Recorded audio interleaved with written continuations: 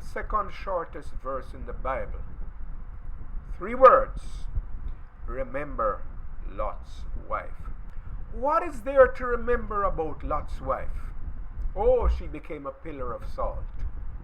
Why? Because she looked back. What did she look back at? Let's remember. The angel said to Lot, come out of this place. It's going to be destroyed by fire and brimstone. Lot and his family were there hemming and hawing. And Lot said, listen, I have 2 more daughters living in the city here. Can we go and call them? And so they sent and called them, but the daughters refused to come. They were married to the men of the city.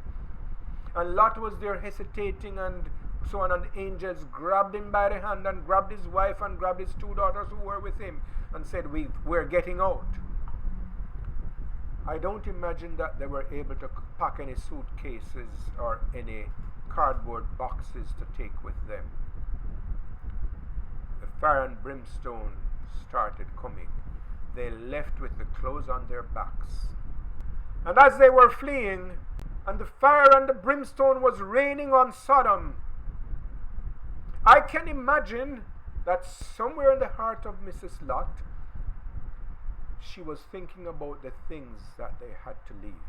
She was thinking about the lifestyle that they were leaving behind. She wasn't happy to be leaving this place. We're told in the New Testament that Lot living in this place, it vexed his righteous soul. He was not comfortable living there. He was not happy. And let me pause to say something here. How did Lot come to be living in Sodom? Lot came to be living in Sodom because Lot was Abraham's nephew. And when they came, he had come out of Ur with Abraham.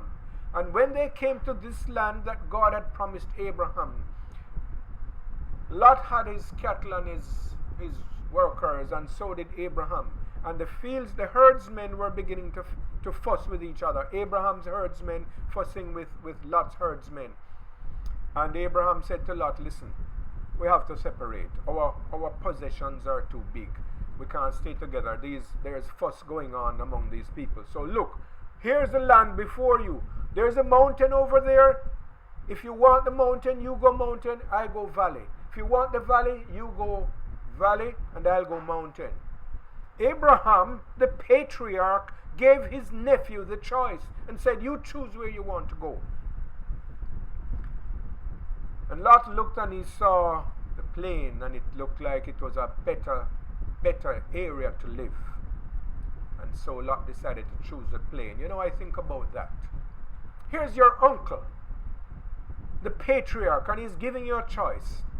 And you choose the easy part instead of saying to your uncle, you take the better part, and I will go rough it out in the hills. He chose the better part.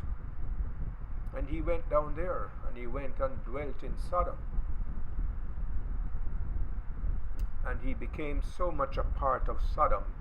It says Lot sat in the gate. It means that he was an elder in the city, well respected in Sodom, a big man in the town. Lot had fitted in well into Sodom.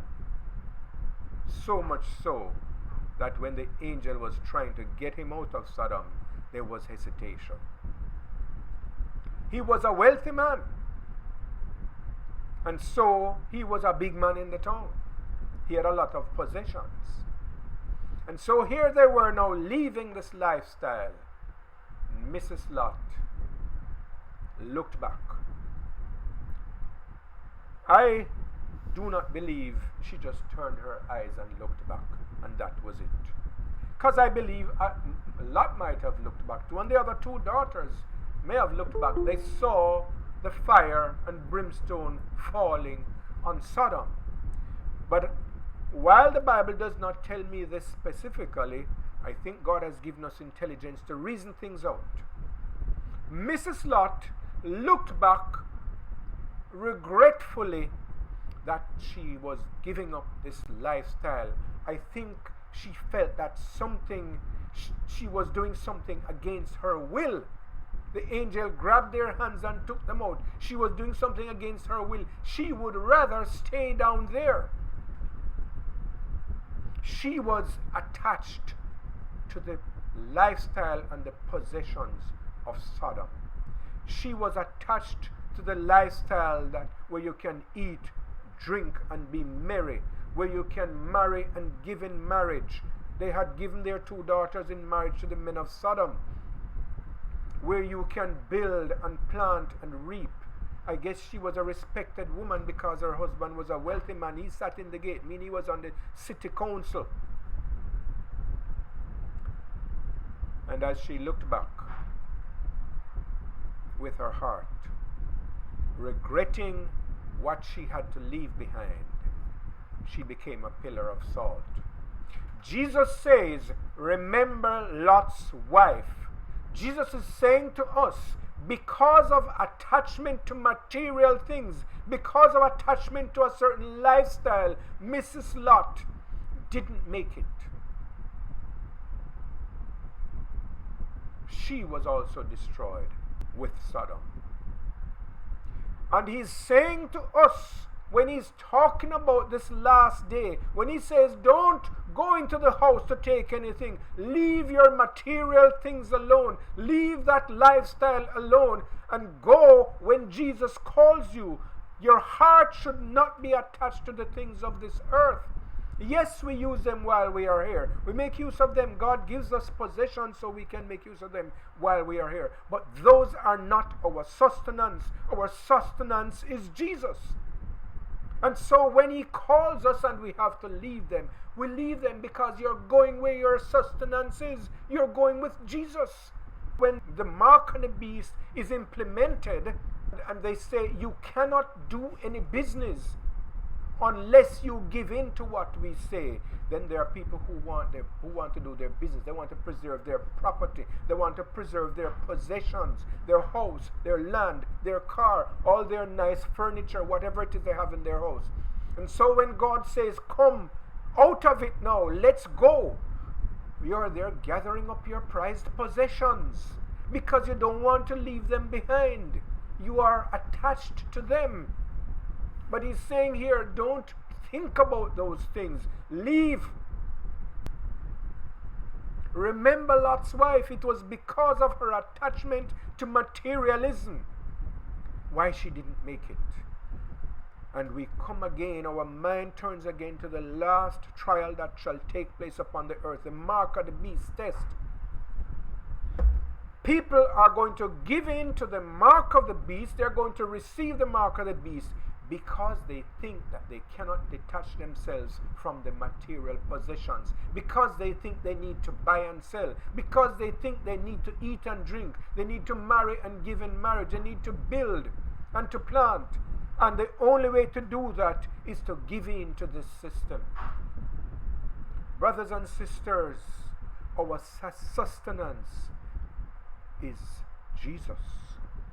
Our sustenance lies in him. We eat in him. We live and move and have our being. We eat because Jesus gives us what to eat. We drink because Jesus gives us what to drink.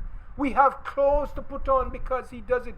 Matthew 6 verse 33, seek ye first the kingdom of God and his righteousness, and all these things shall be added unto you. We can't repeat that verse often enough. He is the one who keeps us going. Put not your trust in man. Put not your trust in horses. Put not your trust in chariots. We will remember the name of the Lord our God. When God says remember, it's important. Why does he say remember Lot's wife?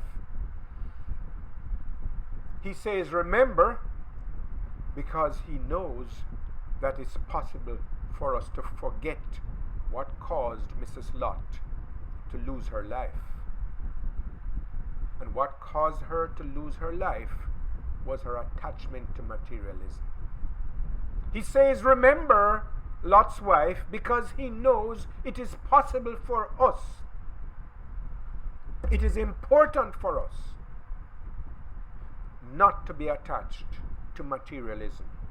And so the counsel he is giving us today is to let go of this.